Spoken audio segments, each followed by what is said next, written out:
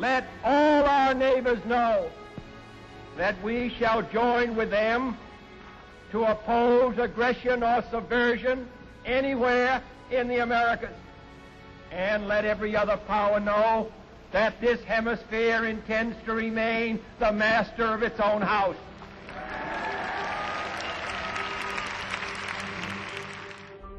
After World War II, the Soviet Union supported the spread of communism, while the United States tried to stop it.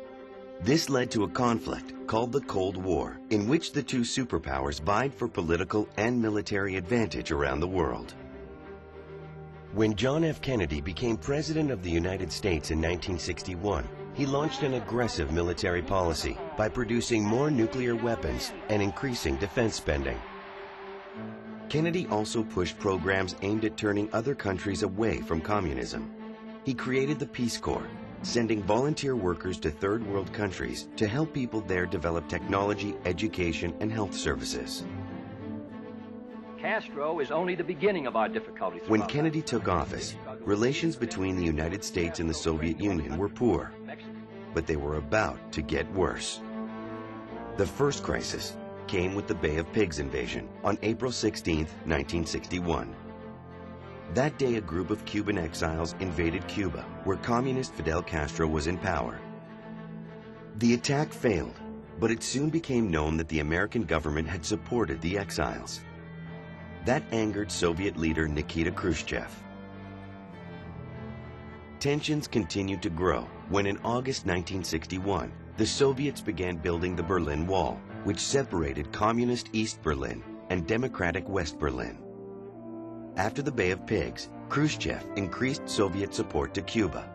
In return, Cuba permitted the Soviets to put armed ballistic missiles on Cuban soil, just 90 miles from the American coast. Late in 1962, American U-2 spy planes took photographs of the Soviet nuclear missile installations in Cuba.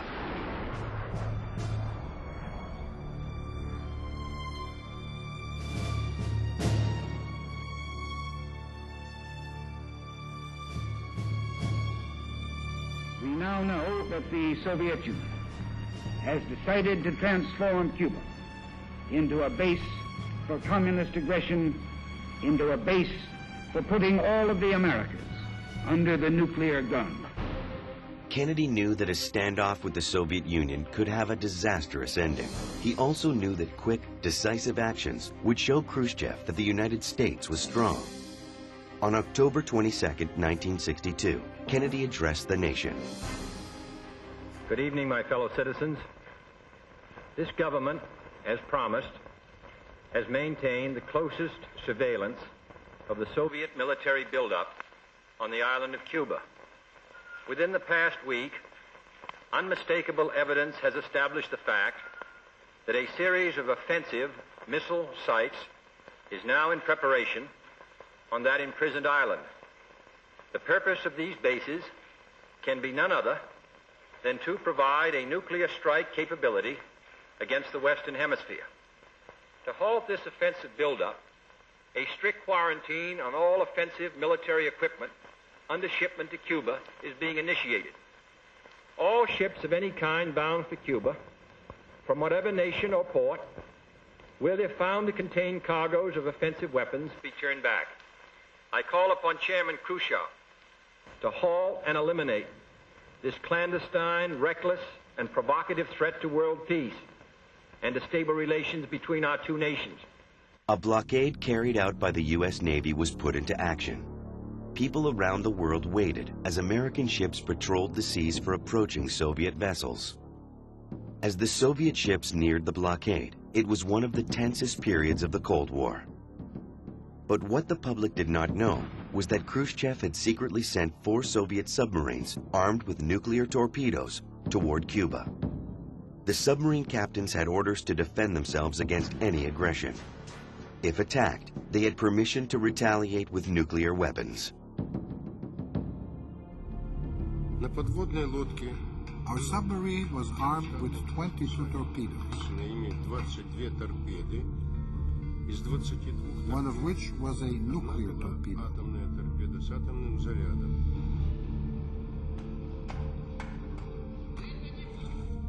As far as I'm concerned, having received an order to use my nuclear torpedo, I would surely have aimed it at an aircraft carrier, and there were plenty of them there in the area. However, the blockade appeared to work. Kennedy and Khrushchev negotiated and came to an agreement. On October 28, 1962, Khrushchev announced the removal of the missiles from Cuba, and the Soviet surface ships turned around and headed back to Russia. Premier Khrushchev has sent a message to President Kennedy today. The Soviet government has ordered the dismantling of weapons in Cuba, as well as their crating and return to the Soviet Union. People around the world were relieved, thinking that nuclear war had been averted. But unknown to the public, the Soviet nuclear submarines were still off the coast of Cuba. The threat of nuclear war still remained if the subs were attacked, and if their captains responded with a nuclear strike. The Soviet captains ran into trouble when their engines started overheating. The submarines had been built and tested in the frigid waters of the Arctic Ocean. The warm seas near Cuba were too much for the subs to handle. To protect their crews, the captains would have to surface every few hours without getting caught. One night while on patrol, the destroyer USS Blandy detected one of the Soviet submarines below the surface and fired 3 warning depth charges. Luckily, the sub-captain did not retaliate and instead tried to stay submerged. Neither side wanted to fire in fear of starting a nuclear war. American ships stayed near the Soviet submarines until the subs were forced to surface. Realizing they were overwhelmed by the American ships and unwilling to start a war, the 4 submarines followed American ships into open water and headed home. Nuclear disaster was averted for the second time in less than a month. Tensions between the United States and the Soviet Union continued until the fall of the Berlin Wall in 1989.